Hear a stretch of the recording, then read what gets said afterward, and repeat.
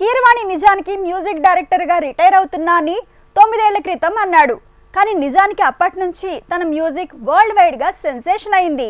బాహుబలి నుంచి RRR వరకు తన కొత్త జర్నీ షురూ అయింది. అయితే ఇప్పుడు చిరు మూవీ నుంచి చంద్రముఖి 2 వరకు కీరవాణి స్పీడ్ పెరిగింది. మళ్ళీ తన జోరు పెరుగుతోంది. మెగాస్టార్ కి కీరవాణి మ్యూజిక్ అంటే మ్యాజిక్ కన్ఫర్మ్.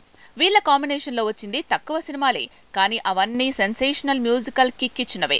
ఇప్పుడు వశిష్ఠ మేకింగ్ లో చిరు చేయబోయే సోషో ఫ్యాంటసీ సినిమాకు కీరవాణి మ్యూజిక్ కంపోజ్ చేయబోతున్నాడు. 5 సినిమాలతో బిజీ అయ్యాడు. బాహుబలికి ముందే రిటైర్ అవ్వాలి అనుకున్న తన జోరు అసలు 2014 తర్వాతే పెరిగింది. బాహుబలి ది బిగినింగ్ టైంలో ఇక సినిమాలు చెయ్యనంటూనే రాజమౌళి కోసం బాహుబలికి మ్యూజిక్ ఇచ్చాడు.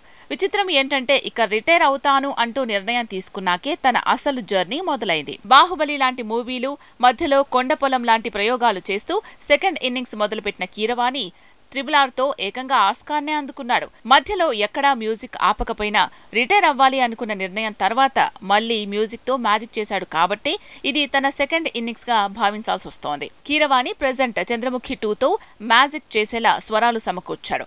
అలానే ది జెంటిల్మెన్ 2 తో పాటు నాగార్జున కొత్త మూవీ నా సామిరంగాకు మ్యూజిక్ అందించబోతున్నాడు. చిరు 157వ మూవీకి తనే సంగీతాన్ని సమకూర్చబోతున్నాడు. ఇక దిల్ రాజు తమ్ముడి కొడుకు మూవీకి తనే మ్యూజిక్ డైరెక్టర్ అని తెలుస్తోంది. చిరుతో వశిష్ఠ తీయబోయే సినిమాకు ఆల్రెడీ కీరవాణి ట్యూన్స్ రెడీ చేసినట్లు తెలుస్తోంది.